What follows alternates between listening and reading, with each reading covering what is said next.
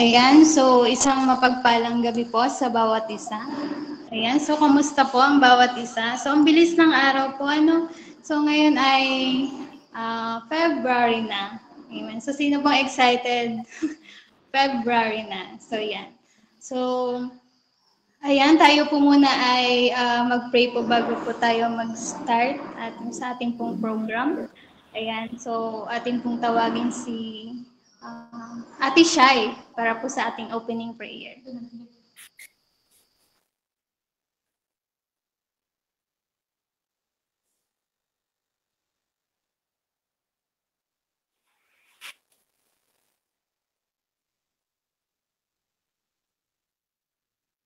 Hello, Ate Shai. Ayan, baka po mahina po yung kanyang internet. Si Ate Ruth na lang po.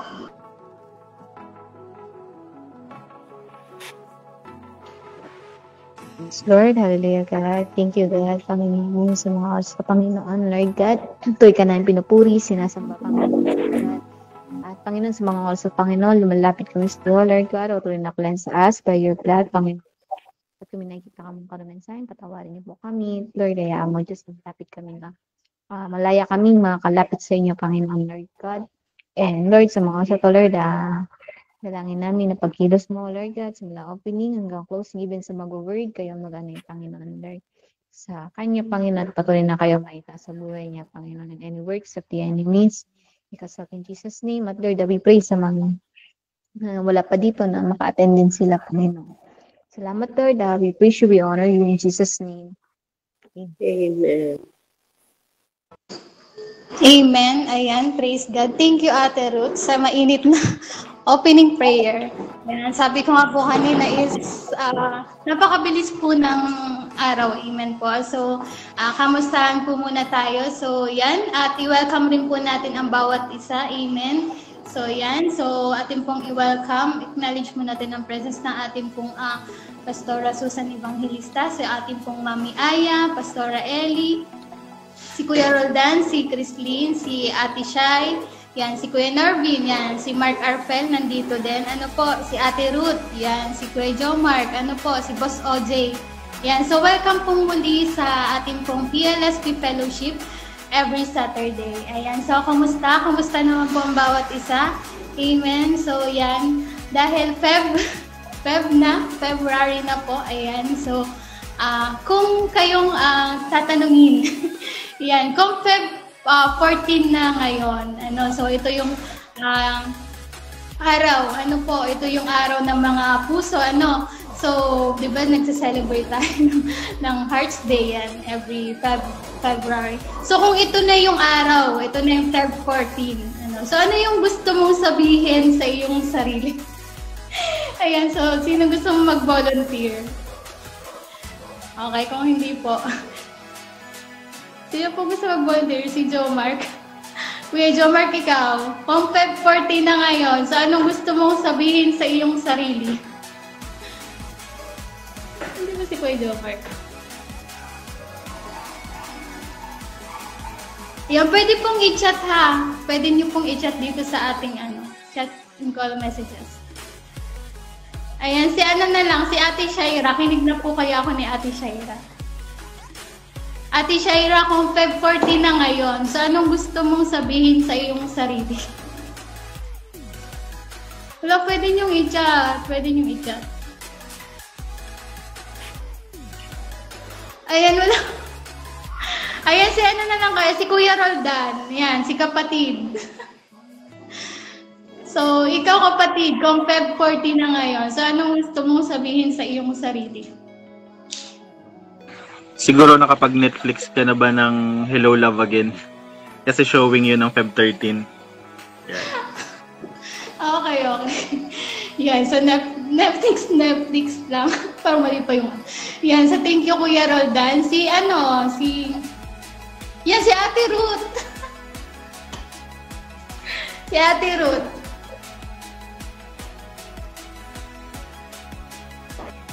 Hello po. Siguro po ang nasabihin ko sa kayo. Nasabihin sa self. Ayan. Oo. Ano bang alam mo yung 5G? So yun, magagawa lang sa church. So, yun. Gawa-gawa Talaga? lang. More strength. Yun lang po. Talaga ba? Ayan, thank you, Ate Rod. Si Boss OJ, yan, Boss OJ tayo. Alam po yun, ulit ang tanong. Kung Feb 14 na ngayon, anong gusto mong sabihin sa iyong sarili? Sige po. Sasabihin ko sa aking sarili, kaya mo yan.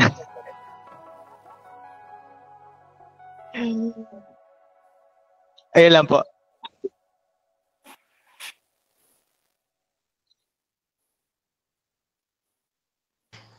Ayan, Boss. Nawala ata yung ano. Ay, Boss, nakapag ano ka na ba? Sorry, di ko nakinig. Nawala ata yun. Ayun po, yung kung sasabihin ko po ay sa aking sarili, ay kaya mo yan. Ayan, so nawala ata po yung ano, yung connection. Ayan, so pwede pong i-chat, Boss, ha? Yan, so kay Kuya Jomark yan. Kuya Jomark, kung Feb 14 na ngayon, ano ang gusto mong sabihin sa iyong sarili? Ano po, hello po, good evening po sa lahat. Ang gusto ko lang po sabihin sa aking sarili ay Nawala yung ano.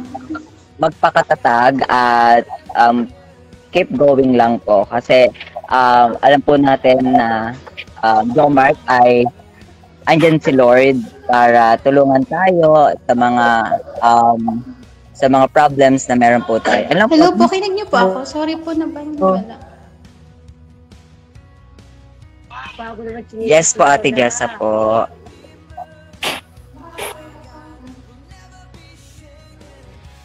Hello po. Te, naimik na po. Kinig niyo po ako. Ayan, okay na. Sorry po, nawala.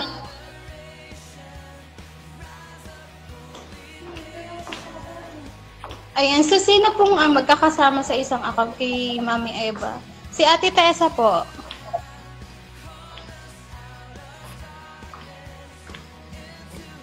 O, last two na po. Last two na po. Saan po ay Wala, sorry. Hindi ko naririnig. Sorry talaga.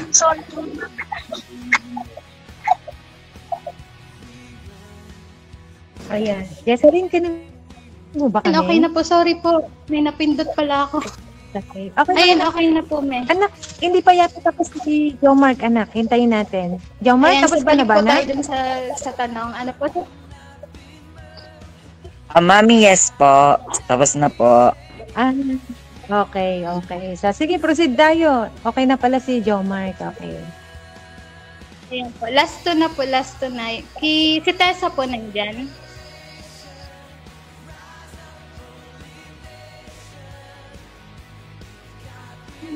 Hello po. More faith and love po. Pong age.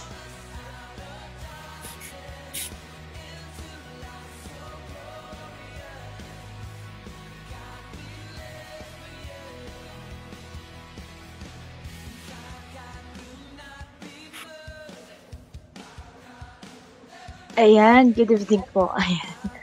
Yan, medyo nawala si Ate Jessa. Ano po, ayan. So, sabi ni Ate Tessa, more faith and love. Sabi yun, namumig na si Boss at saka si Joe Mark kanina po. Ano po. So, ayan. So, kung meron, pwede pa po kayo mag-chat. Ano po. Kung gusto niyo din po mag-share. Ayan, para naman po sa ano na lahat. Ano po. Ayan. So, kung wala na po, tayo na po ay mag-proceed sa atin pong Word of God. Alam ko, ready na bawat isa. Ready na ang heart. Ano po, ayan. So, i-ready na po natin ating pong work, yung place natin. Ano po, at ating pong welcome, receive ang salita ng Lord. Ano po, ayan. So, ready na natin ang ating mga puso at ating po palakpakan ng Lord sa buhay po natin. Speaker sa gabi nito. Palakpakan po natin ang Lord sa buhay po ni Pastora Susan Evangelista. Praise God. Good evening sa ating lahat. Purihin ang Panginoon at tayo muli ay nagkasama-sama ngayong gabi sa PLSP group. So I'm so blessed at ang bawat isa ay naka-join sa ating gawain. Bagamat minsan ang ating connection ay nagpe-fail, but God is good, ano? Patuloy tayong mag-tune in at yung kasabikan natin sa Word of God, ayun ang napakahalaga. Praise God.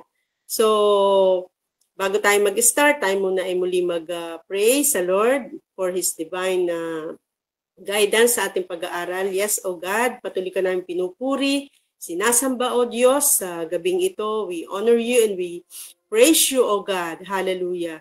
Lord, sa gabing ito, Panginoon, patuloy namin pinagkakatiwala sa iyo, O God, ang iyong mga salita na aming patuloy na pagbubulayan at patuloy naming daladala, Panginoon, ang iyong mga salita, Panginoon, sa aming puso, O God. Hallelujah. At ito ay patuloy naming maisagawa, Panginoon, Lord. Tunay nga, O Diyos, ikaw ang aming pag-asa, ikaw ang aming kalakasan, ikaw ang aming Panginoon, tunay na pinagtitiwalaan sa aming pong buhay. Salamat po, O Diyos, ikaw lamang ang mapupurihan, maparangalan sa gabing ito, Panginoon. To you all the glory, O God, in Jesus' mighty name. Amen and amen. Purihin po ang Panginoon. Hallelujah. So, sa gabing ito, bago tayo patuloy na kiligin, kagaya ni Teacher Jessa, na kinikilig na ng February 14, bagamat ngayon ay February na, February 1st, ay let us look back again. Kasi nung last week ng January, ay nagkaroon ng pagdaraos ng Bible Week. Nagkaroon ng Bible Week. So, ating ihabol, bagamat ang salita ng Diyos ito ay laging napapanahon. But tonight, nais kong patuloy na i-share sa ating kalagitnaan ang salita ng Panginoon na nag-connected doon sa sinabi ko kanina ng Bible Week. Bible Week. Na nakita ko doon yung kanilang pinaka-team na sabing ganun ay God's Word is the source of hope.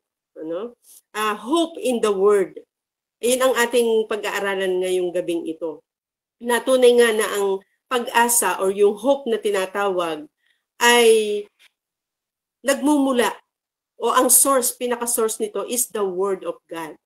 Doon nagmumula. Sabi nga, hope has to do with the future. Ito yung ating mainam na, yung pag-asa natin, ang pinaghuhugutan nito is walang iba yung salita ng ating Panginoon. So the source, God's Word is the source of our hope.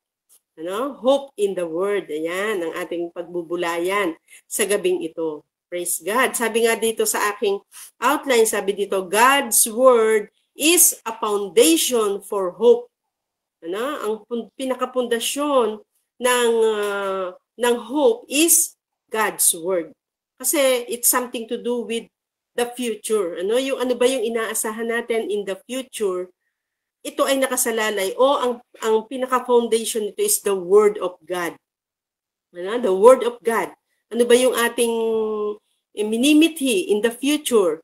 Kailangan may dala-dala tayo sa ating puso na salita ng Lord. Kasi yun yung nagbibigay sa atin ng strength, nagbibigay sa atin ng strength to wait upon the Lord, strength to continue na magpatuloy tayo sa ating pag-asa doon sa inaasahan natin. Yung ating faith na gagawin ng Diyos anuman yung ipinangako sa atin na salita niya na nasa ating puso.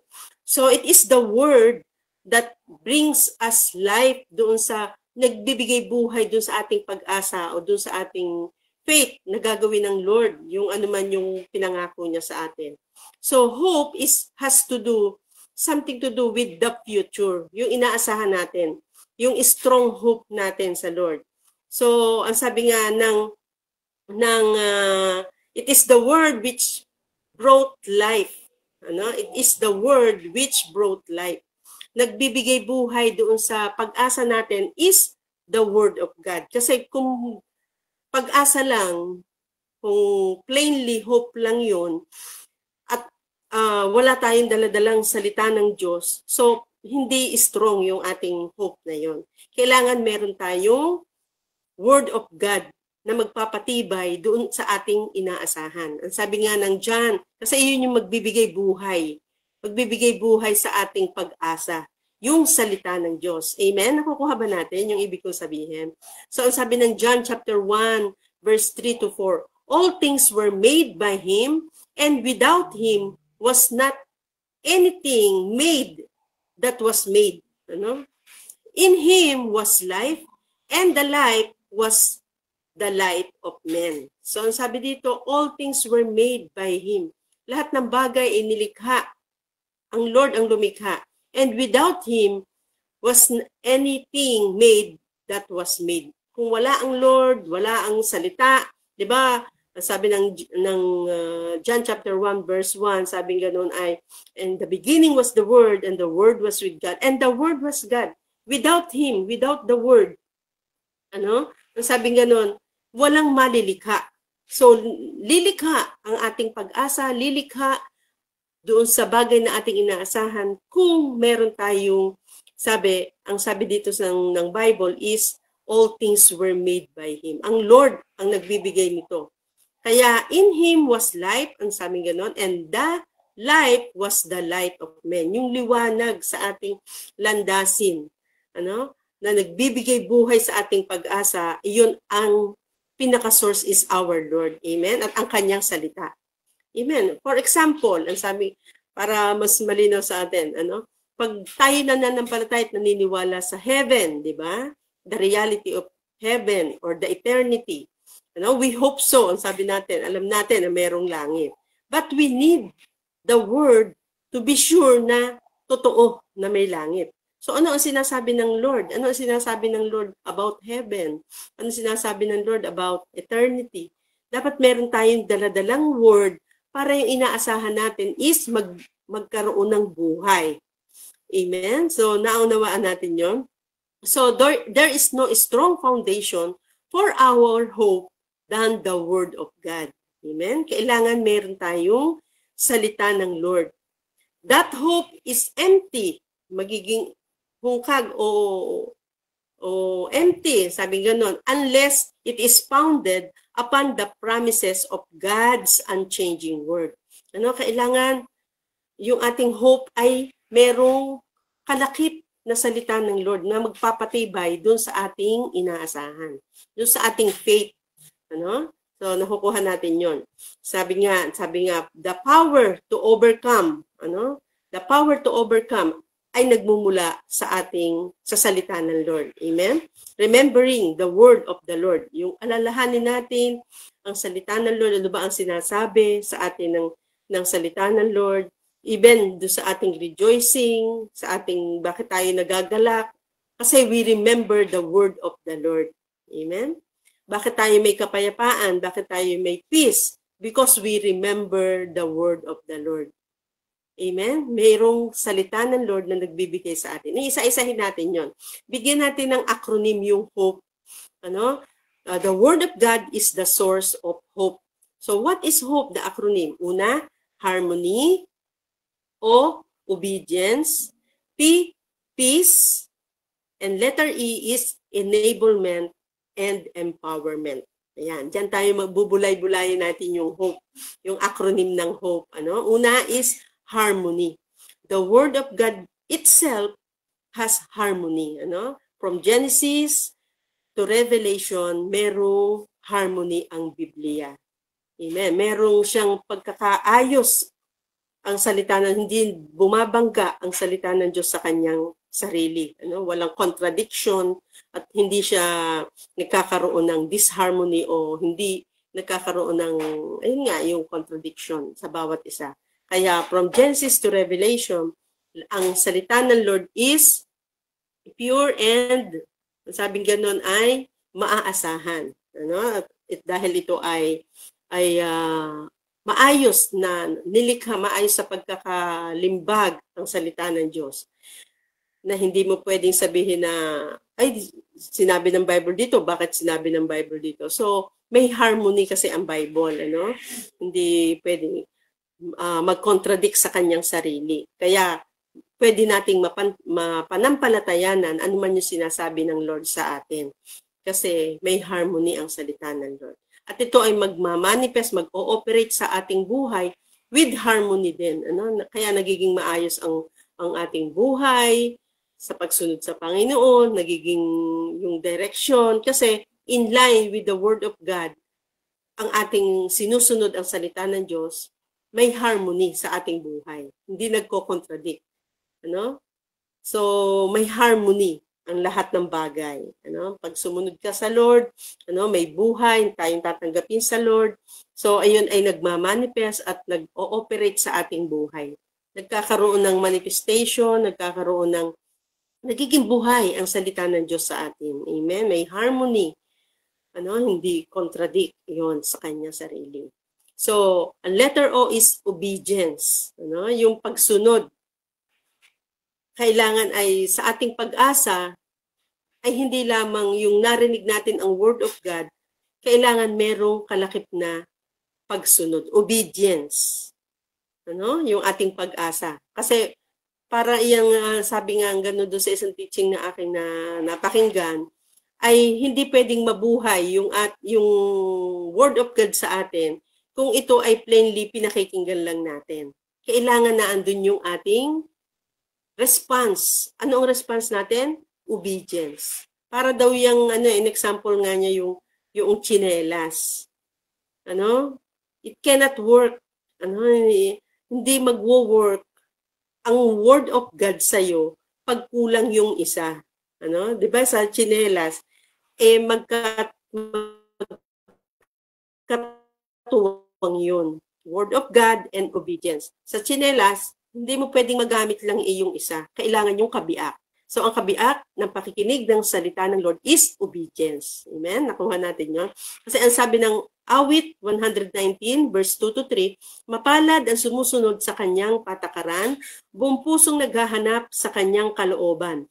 Ang gawain ay matuwid, namumuhay silang ganap. Sa kanyang kalooban, doon sila lumalakad. Praise God. So, mapalad, we are blessed. Ano? Mapalad pa nga tayo pag patuloy tayong sumusunod sa instruction ng ating Panginoon, sa kanyang patakaran. Buong puso nating hinahanap ang kanyang kalooban. We continually seek the will of the Lord. So, we are called blessed children of God. Amen? Kaya sabi nga, ang gawain, the work of the righteous, no? Namumuhay silang ganap sa kanyang kalooban, doon lumalakad. So, kailangan talaga natin ang obedience, ano? Yung pagsunod natin sa kalooban ni Lord, doing the will of God, yung ating paglakad bilang tayong mga Christian, nakakilala sa Lord, kalakip noon yung ating pagsunod. Ano ba yung will ni Lord sa akin?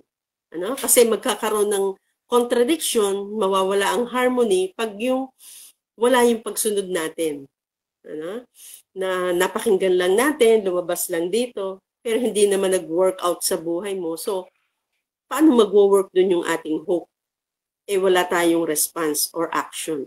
So, kailangan faith. Sabi nga doon, sabi sa New Testament, faith without action is dead. Magiging patay ang ating pananampalataya kung hindi natin lalakipan ng pagsunod sa ating Lord o lalakipan ng gawa. Ano? So, sabi dito, the Lord will remember His word by which He has given us hope. Ano? Maalala, kaya nga pagka tayo ay nagpe-pray, di ba? Sinasabi natin sa Lord, mismo yung kanyang salita, pinaalala natin sa Lord yung kanyang salita at yung ating hope, ano? Di ba? Given us hope. By which, sabi, the Lord will remember His word by which He has given us hope. When affliction comes, it is our comfort. Ang sabi nga dito sa Revelation 2:10, fear not of those things which thou shalt not suffer. Behold, the devil shall cast some of you into prison, that ye may be tried, and ye shall have tribulation 10 days. Be thou faithful unto death, and I will give thee a crown of life. Ang haba, no? Revelation 2:10. Kung sino yung magtatagumpay hanggang wakas, faithful unto death, I will give thee the crown of life. Ayun ang magkakaroon tayo ng tutong ng buhay. Ang sabi ganon. Amen? So we don't want affliction. Ang sabi dito, the psalmist was undergoing, but he found comfort in the word of God. Si Haring David, he found comfort in the word of God. Ang sabi dito, Sabing nga ni David, thy word had quickened my heart. Ano? Yun ang nagbibigay buhay. Yung salita ng Diyos na dala-dala. Baon-baon natin sa ating puso.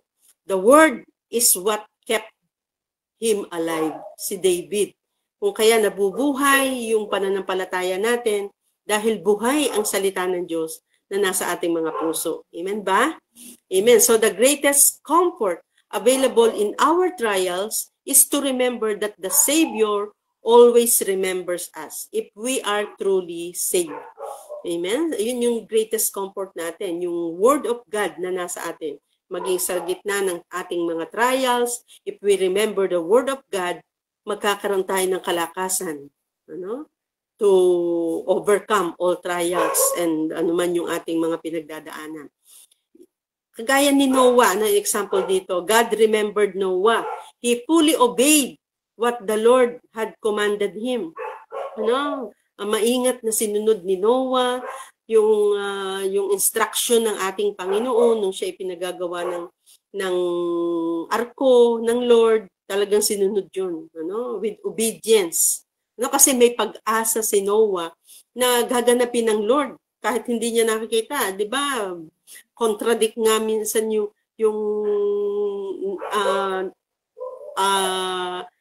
circumstances nung unang panahon kasi nung time na yon hindi umuulan, ano? Hindi nakita ni Noah na umulan. Sabi nga niya sa Lord, ano po yung ulan? Kasi hindi talaga niya naranasan ng umulan. Pero sabi ng Lord ay pauulanin niya ang daigdig ng 40 days and 40 nights. So, kailangan gawin mo ito. Maraming instruction kay Noah. But Noah had faith that time na talagang gaganapin ng Lord. But ang anong kanya naging response? Siya ay nag-obey. Nag-obey doon sa instruction ng ating Panginoon. So, God remembered Noah when Noah obeyed His commandment. Also, Abraham. God remembered Abraham. Amen? Na hindi nilimot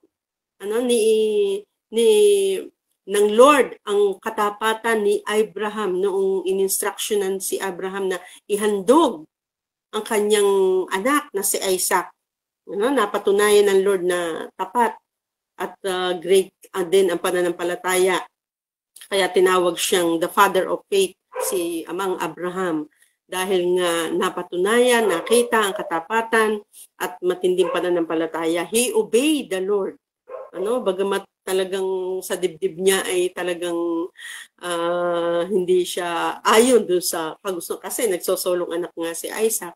But pinatunayan pa rin yung kanyang pagsunod sa Panginoon. Amen? So, God remembered Abraham. Kung makikita natin doon sa Hall of Faith, sa Hebrews chapter 11, different character ng ating mga man of God. Talagang naging faithful sila, sinunod nila ang salita ng Panginoon at nakamit nila. God remembered them. Amen? Ganon din tayo. Ano man yung ating mga nararanasan, na persecution, trials, obey lang tayo sa Panginoon. At patuloy natin panghawakan ang kanyang salita at magaganap, mangyayari. Amen? Yung anuman yung desire natin, na naandun yung ating faith, dala-dala natin yung salita ng Lord. Yung ating hope, nagaganap at nangyayari dahil meron tayong Word of God, salita ng Lord sa ating puso. Amen? Nakukuha ba natin yun?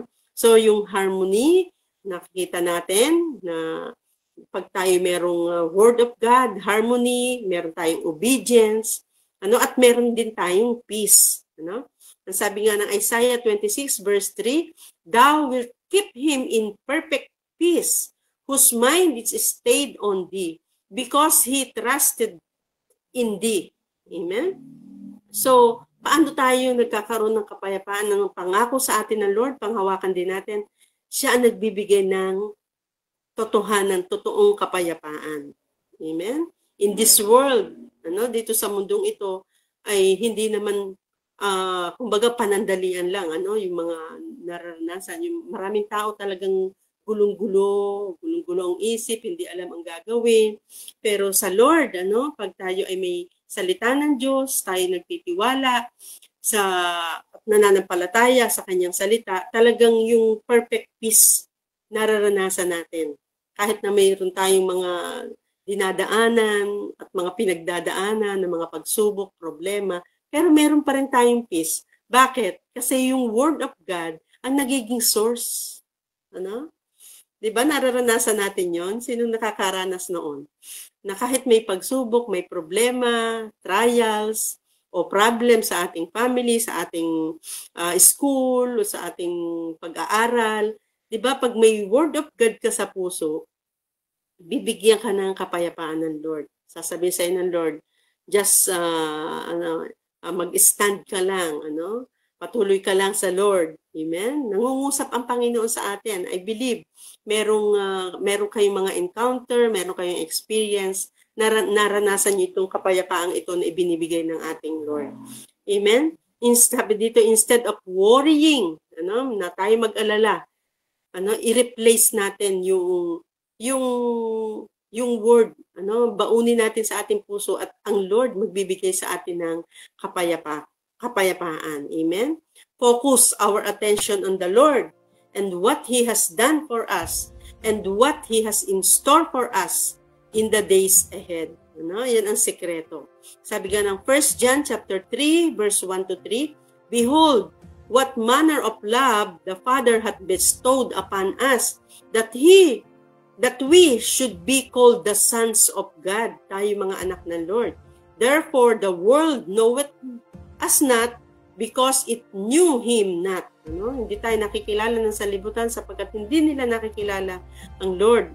Verse 2, beloved, now we are the sons of God, and it doth not yet appear what we shall be. But we know that when we shall appear, we shall be like Him, for we shall see Him as He is. And every man that had this hope in Him purifieth himself even as He is pure. Amen. Ito yung ating dakilang pag-asa sa Lord na makikita natin siya face to face, na lahat tayong nanampalataya sa Kanya, we will be like Him. Magiging katulad natin ang ating Panginoon. Yung Christ-likeness mapapasa atin. Sabi, ito yung great hope natin. And every man that hath this hope in Him purifieth himself. Patuloy tayong pinupurify ng Lord habang naandito pa tayo sa sanlibutan at makakamit natin yung ating pag-asa. Yung ating pag-asa. Even as He is pure. Ipupure din ng Lord ang ating faith, even our life, habang tayo naghihintay sa Kanya. Kaya sabi nga, makakagaya natin siya. Amen? So keep the admonition of the word by calling on the Lord regularly. So in our prayer, patuloy tayong tumawag sa Lord at patuloy tayong baunin din natin sa ating pananalangin, sa ating pagpipray. Kailangan meron talaga tayong word of God sa ating puso. Kasi yun ang magkikip sa atin ng ating faith, magkikip na yung ating hope ay maganap sa ating mga buhay. Kasi yun yung foundation niya. Sabi ko kanina sa introduction, ang foundation ng ating hope ay walang iba kundi ang salita ng Diyos. Ang Word of God. Amen? So regular prayer will keep us in tune with Him and with His Word. Kung patuloy tayo sa ating pananalangin every day, tayo nakakapanalangin ba every day? Sa pagising pa natin sa umaga, tayo nagpe-pray na. At hanggang sa pagtulog, tayo ba'y nagpe-pray? Kahit tayo nasa school, tayo ba'y nakakapag-pray? Tayo ba'y nagpe-pray kahit tayo kumakain? Amen? So, regular prayer will keep us in tune with Him and with His Word. Ipinapaalala ng Lord sa atin yung mga salitang ating na-receive in our prayers at pwede din nating iusal yon. Remembering, ipaalala natin sa ating Lord yung kanyang mga salita. Amen? At ito yung magiging kalakasan natin. We can always be at peace with the Lord. Amen? Kasi nag-a-abide tayo and with the world as we abide in the truth of God's Word. Kasi sabi nga dito, our horizontal relationship are only right when our vertical relationship is proper. Pag ayos ang ating relasyon sa ating Panginoon, magiging ayos din ang relasyon natin sa ating kapwa. Amen? Kasi kailangan din yun. Amen? Para magkaroon ng harmony. At makita sa atin na tayo talagang mga anak ng Lord. Amen? Kasi pag hindi, masasabi sa atin, ay, anak ba yan ng Lord? Amen? Mawawala yung peace. Amen? Mawawala yung ating pagsunod, yung ating paglakad sa Panginoon. Kaya, continually, ating patuloy na i-revisit. As the beginning of this 2025, patuloy tayo sa ating paglakad na kasama ang Lord, in our devotion, prayer, in our meditation of the Word of God, yung ating quiet time, patuloy nating gawin. Don't quit. Sabi nga dito, don't quit doing what the Lord wants us to do sa ating Christian life. Kasi yun ang magno-nurture sa atin, yung salita ng Lord, lagi natin itong baunin sa ating mga puso. At ito ang magbibigay ng power sa atin for our mga hope, kung ano man yung ating inaasahan, ano man yung ating desire sa ating Panginoon. And lastly, doon sa word na hope, una is yung harmony. Ang Lord magbibigay ng harmony through His word sa ating pag-asa sa Kanya. Pangalawa, yung ating obedience. Kailangan obedience in the word, hindi lamang marinig, hindi lamang hearing. Bagamat hearing, ay magkakaroon tayo ng faith. But faith without action is death. Kailangan yung obedience natin. Sinasabi natin yung magiging patay ang ating pananampalataya pag wala tayong gawa. Kailangan yung pagsunod, obedience. In example ko kanina, yung sleeper natin. Hindi pwedeng magamit yung isa kung wala yung kabiak. Ang kabiak ng Word of God is obedience. Amen? Yun ay ina-highlight ko sa inyo. So, ang huli, yung isa ay peace, yung kapayapaan. Ang letter P. And letter E is enablement and empowerment. May sinabi sa Psalms 119, verse 51 to 52. Ay, hindi ko na ilagay sa aking outline. Basahin na lang. Yung enablement by the word. Sabi, there are those who will ridicule the believer. Di ba? Minsan tayo ay, kumbaga ay hindi pinaniniwalaan. Pag nasabing, ay, born again ka ba? Di ba? Minsan may ibang perspective sila, may ibang religion. Pero, sabi nga dito, yung case na gano'n, sabi, it is one of Satan's strategy to hinder the word of God. Kasi minsan sinasabi sa atin ng kaaway, ay, hindi mo kayang sharean yan, hindi mo kayang dalhin yan sa Lord, even sa ating family. Pero ano ang sabi ng salita ng Lord? Kailangan may dala kang salita na makakaya mo kasi kasama mo si Lord. Sabi na nga ng kanyang salita, ay, we can do all things through Christ who give us strength. Ibigyan tayo ng courage ng ating Panginoon na ma-share ang kanyang salita, magawa natin. Kasi minsan, ang kaaway, hinihinder sa atin, inaalis ang word sa ating mga puso para hindi natin magawa yung ipinagagawa sa atin ng ating Panginoon. Sabihin sa atin ng kaaway ni Satanas, ay, hindi mo kaya yan. So, ano yung response natin doon? Kailangan talaga may word of God tayo. Kasi yun ang, di ba, nung tinempt si Jesus doon sa Matthew chapter 4, verse 4, ano ang ipinanlaban ng ating Lord doon sa sinasabi ng kaaway?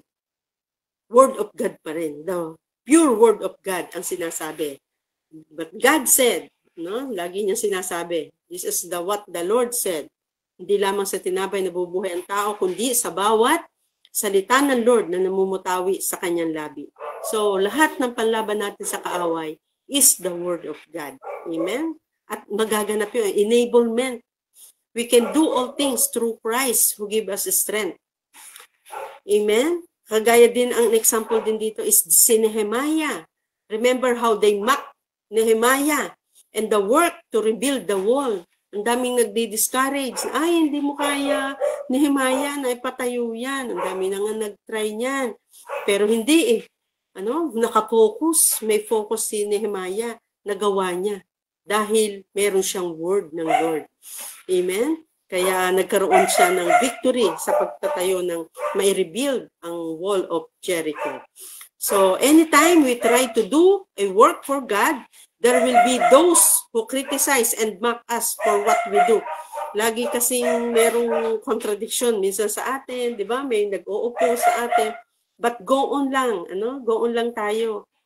As long as na meron tayong salita ng Diyos sa ating puso, may ipinagagawa ang Lord sa atin, don't quit, never give up, but pursue what the Lord wants you to do. Amen? Remember, sabi, but remember, they are actually in ridicule of Christ and God. Hindi naman tayo ang kinakalaban dun Hindi naman tayo kundi yung gawain ng Panginoon. Ang lagi natin tatandaan. Hindi tayo ang sila against, kundi ang Lord na nasa atin. Praise God. So, ito ay ino-note natin sa ating mga puso. Amen?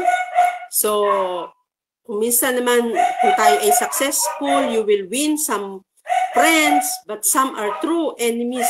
Sabi nga, but succeed anyway. Amen?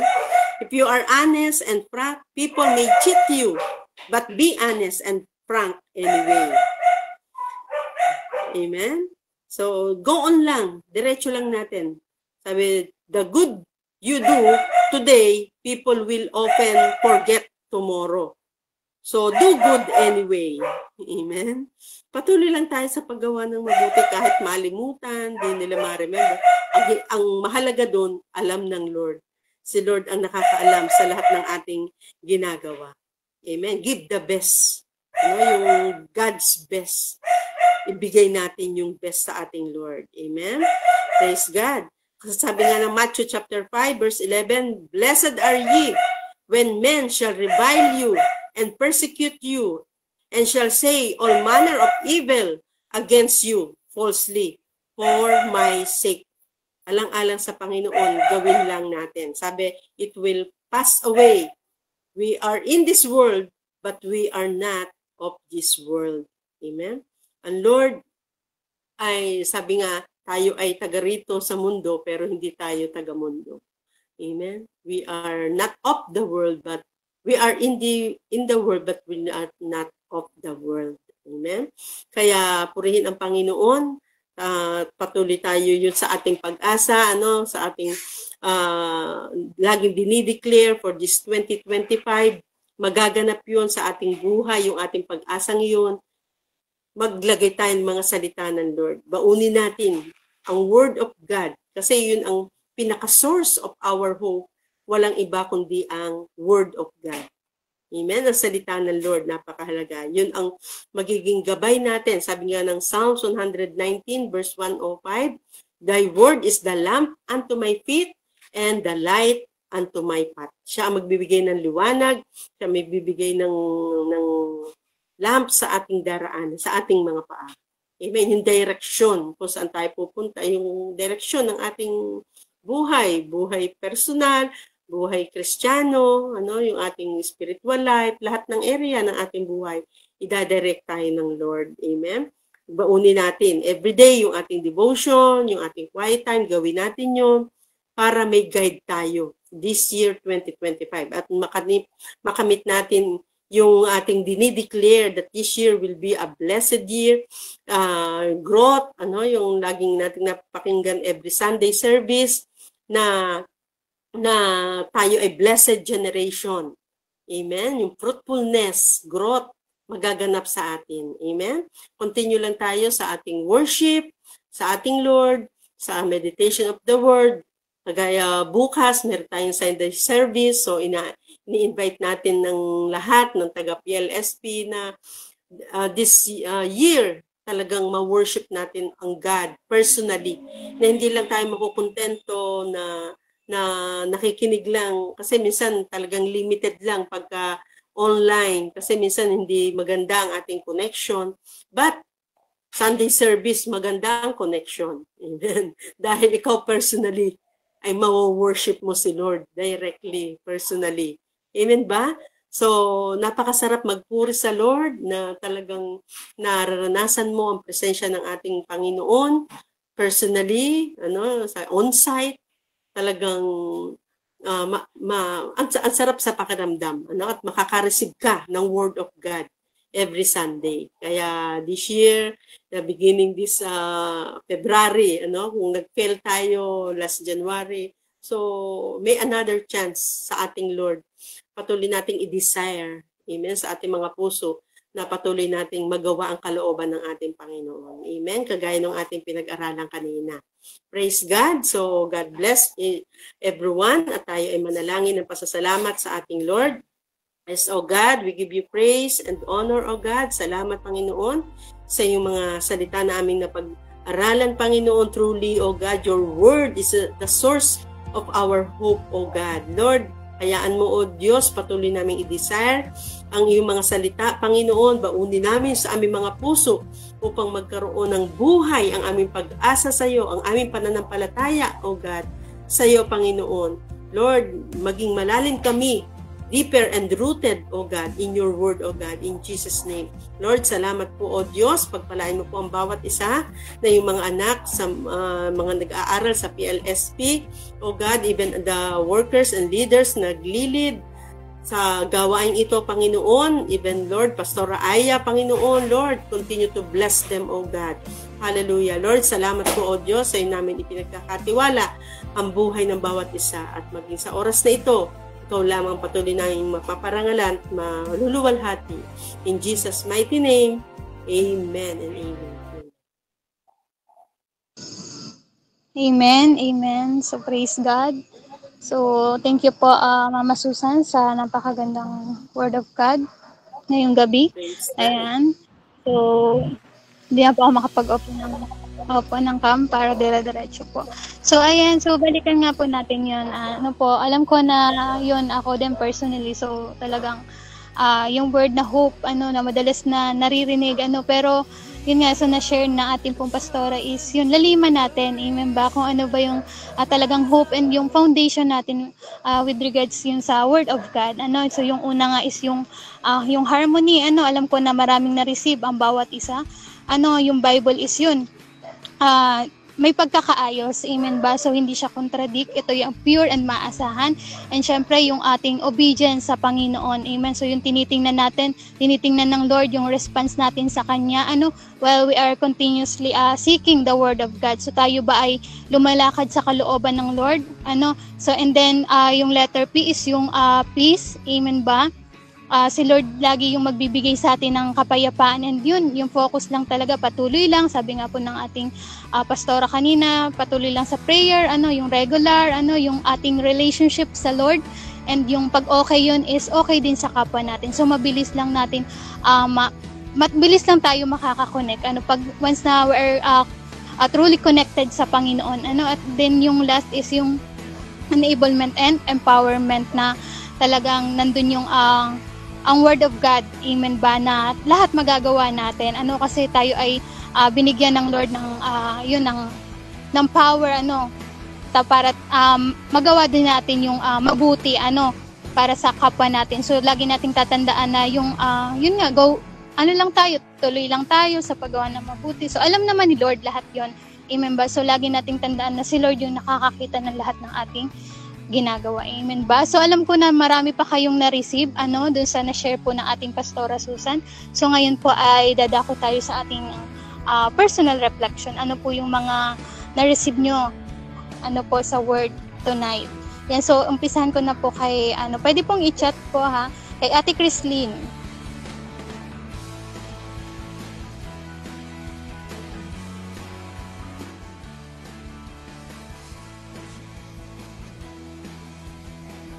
Ayan po. So, baka mahina lang po yung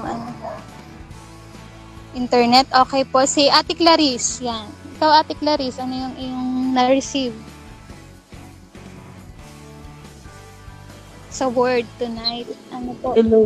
Sa akin po is yung, kapag nasa po natin ng is we have peace po dahil sa din po natin na matatagpo yung tunay na kapayapaan.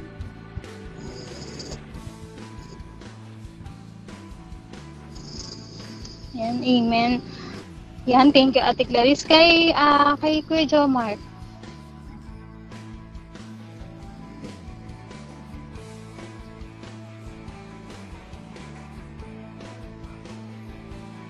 Sige po, baka typing na rin. Yan, so si Ate Ruth.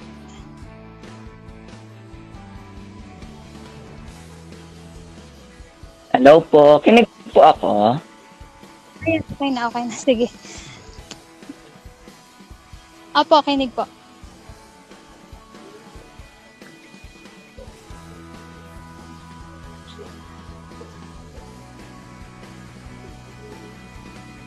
Ayan, hello Kuya Jomar.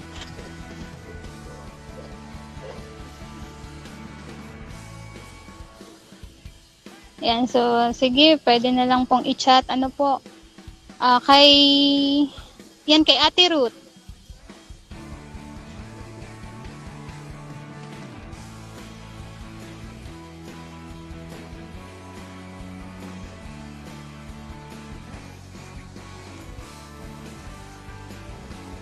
Ayan, sige po, baka na.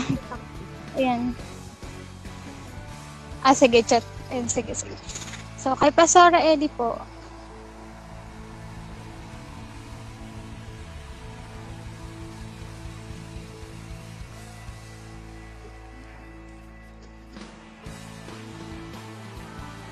Sige po, baka chat na lang din. Yan, kay Ate Clarence.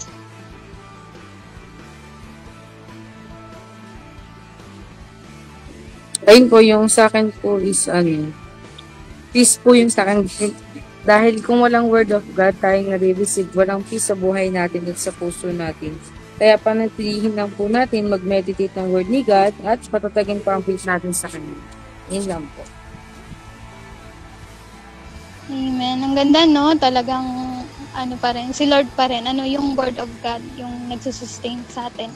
Nagbibigay sa atin ng peace, para, ano man yung sitwasyon is, mananatili yung mga salita ng Panginoon. Amen. So, thank you, Lord. Si Kuya Norvin po. Good evening po sa lahat. Ate Jessa, ako po ay nadidinig. Yes po, yes. Ayun. Thank you po. Medyo mahina lang po ang this evening po, napakaganda po ng ating mensahe palagi ng Panginoon. At nakakatawa sapagkat tayo po ay muling nakapakinig. At sa gabing ito po, ako po ay napaalalahan kung ano nga po ang hope. While nakikinig po ng preaching ng Word of God, dito po na-realize ko na yung po pala mga pagsubok, yung mga hamon sa buhay, yung mga pagkapagod natin, yung mga panghihiban at kawalan po ng pag-asa, meron nga po pala tayong hope na nandyan. Sa bawat madilim na sandali, may ilaw at yun yung ating Panginoon. Sinabi po kanina na ang Panginoon ng ilaw na talagang magbibigay ng liwanag sa atin. At may natatandaan po akong verse mula po sa Jeremiah 29 verse 11. Sinabi po doon na yung nangyayari sa buhay natin ay batid po yun ng Panginoon at alam po ng Panginoon na yung mga bagay na po yun ang kakapagpalakas pa po sa atin. Sinabi po doon, sapagkat batid ko ng mga panukala ko para sa inyo, mga panukalang hindi nyo ikasasama kundi ikabubuti ninyo. Ito ang magdudulot sa inyo ng kinabukasang puno ng pag-asa. Napakaganda po na ang Panginoon po yun yung assurance no matter what happened to us, as much as tayo po ay malapit sa Kanya, at as much as tayo po ay patuloy naglilingkod at kasama natin ay wala pong mangyayaring kahit na sa atin, sapagkat ang lahat po ng meron sa mundong ito ay nasa sa plano niya, lalong-lalo na po sa mga anak niya. Kaya po yung hope is palagi nating alalahanin at wag nating aalisin sa buhay natin, kasi ito po yung magsusustain sa buhay natin para magpatuloy tayo at maging matatag sa buhay. Ayan, thank you po. Amen. Thank you, Lord. Thank you, Kuya Norvin, sa iyong share. Ayan, sagatan ko lang po yung ating nag-chat.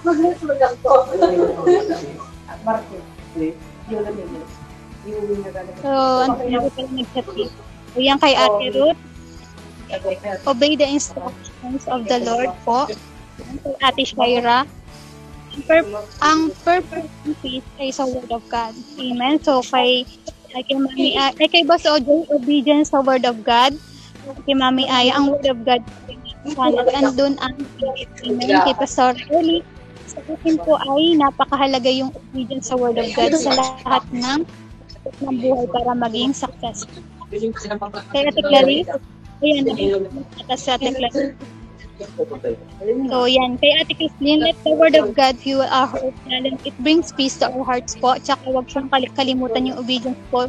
Kasi andun yung manifestation po ng mga narinig na receive natin. Kay Ate Tessa po, sa akin po ay obey God's Word. Patuloy lang tayo mag-seek ng Word ng Lord. Siya nagbibigay ng courage sa lahat. Sa atin po lagi once. Sa atin lagi once. Always two. Yan. Let's have for Jesus Christ. Yan. So, thank you, Lord. So, hindi ko po natawag. Mayroon ba akong hindi natawag? Si Kuya Roldan, tsaka, yung si Kuya Roldan po, ano po yung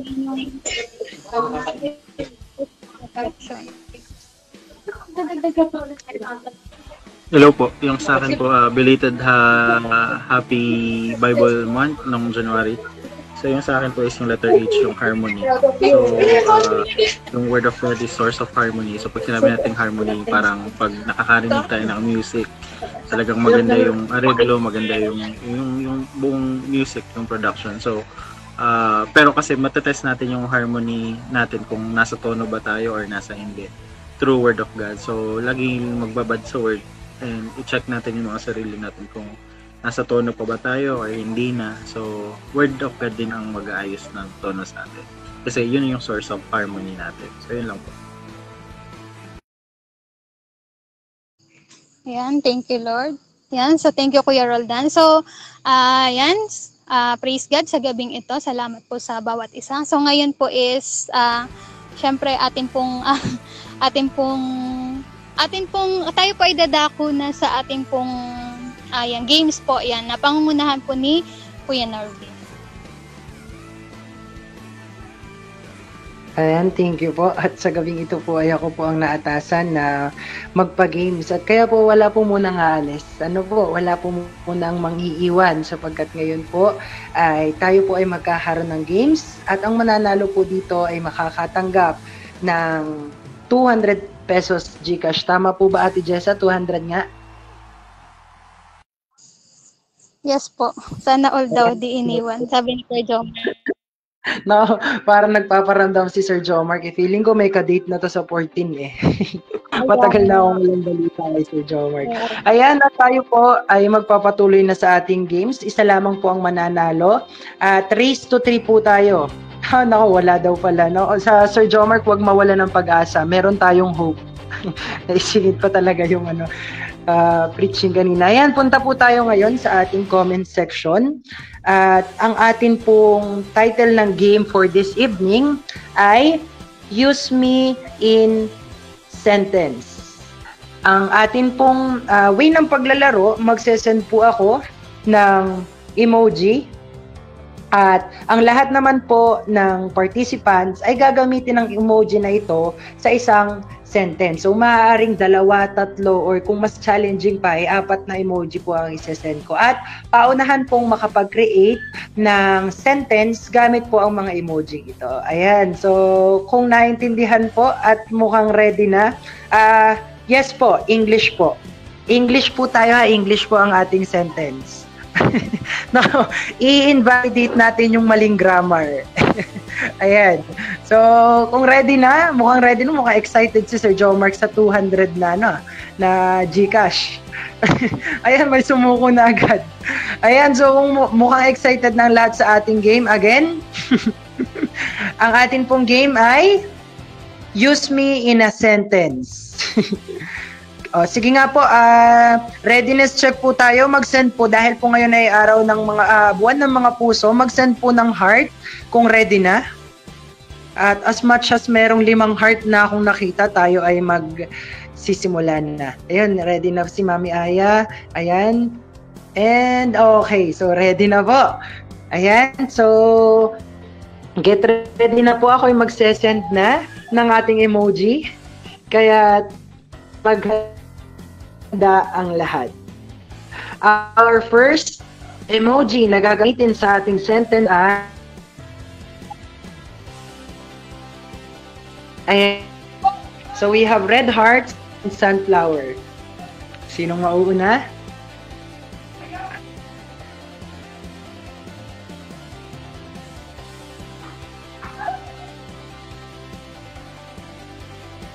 Ayan, so mukhang may nauna na. Ano to, Sir Jomark? The Heart of Flower. Parang title to ng isang tula. Okay, so The Heart of Flower. Yan, pwede. Katanggap-tanggap naman. Ayan. So, meron na pong 1 point si Sir Jomark. Raise to 3 po tayo. Naku, mukhang ang hahaba ng sentence ng iba. Oh. Beautiful sunflower for Valentine's Day. Kay Roldan po, lovely flower for you. Ayan, Ate Jessalyn, pwede pong pa-monitor ng ating mga winner per event or per emoji, set of emoji. Ayan, Sir Jomark got 1 point. Congratulations. Next. Okay, next po. Ayan, hanap ako ng mga random. Tingnan natin kung magagawan pa ito ng sentence. Gawin natin ng random emoji. Para challenging naman. Sige po. This is our second one. Meron tayong sun, mushroom, and moon.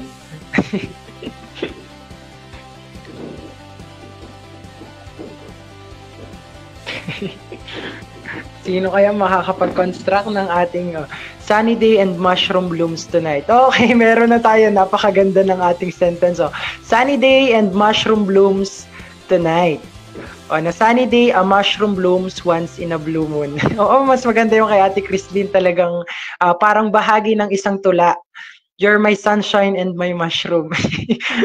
Ayan, so meron na tayo. Nauna po si Kuya Roldan. Meron na rin po siyang 1 point. At, sige, medyo dagdagan pa natin. Dagdagan pa natin ang emoji natin. Tingnan natin kung magawan pa to ng mga random sentence. Pagalingan na lang po mag-construct. Pipili tayo ng medyo kakaibang mga emoji. Ayan. So, our third one, meron tayong bubbles, meron tayong teeth, meron tayong bacteria, and meron tayong pig. Sige po, paunahan pong mag-construct. Use me in a sentence. Baka paragraph na po yung binubuo nyo.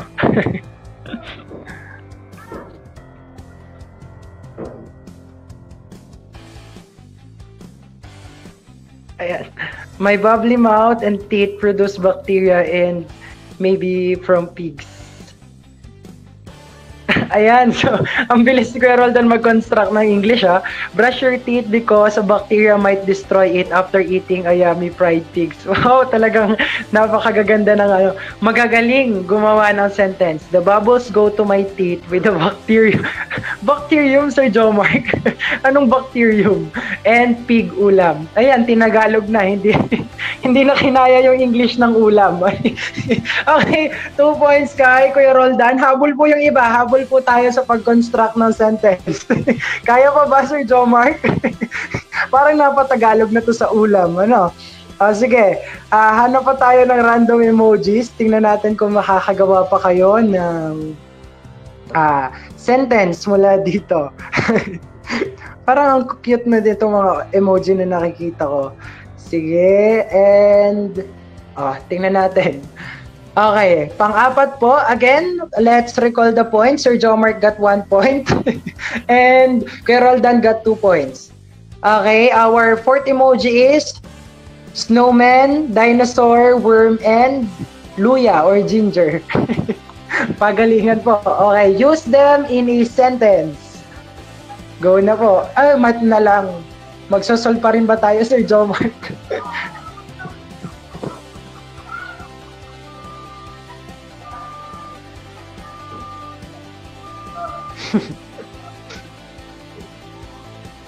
let's be like a snowman. And Luya. But Tagalog yung Luya, Sir Jomar? Olaf versus Jurassic versus Galema versus...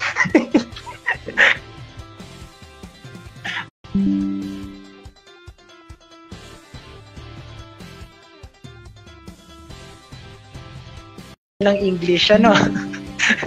Ayan, so Ate Jesseline, okay na po? Meron na tayong winner. Ayan, thank you Kuya Jong. Ay, Kuya Norvin, nakakaano. So, sa napakagandang pag-game. So, next Saturday daw ulit. Mat na lang. Hindi, joke lang. So, congratulations kay Ate Chrislyn. Ano, so, 200 Gcash, ano. So, thank you kay Kuya Roldan. Siya nagpa-price yan. So, thank you, Lord. So, nakaka-nosebleed. So, yan, thank you, Lord. Ano, so, ngayon tayo ay magpo-proceed na po sa ating closing prayer.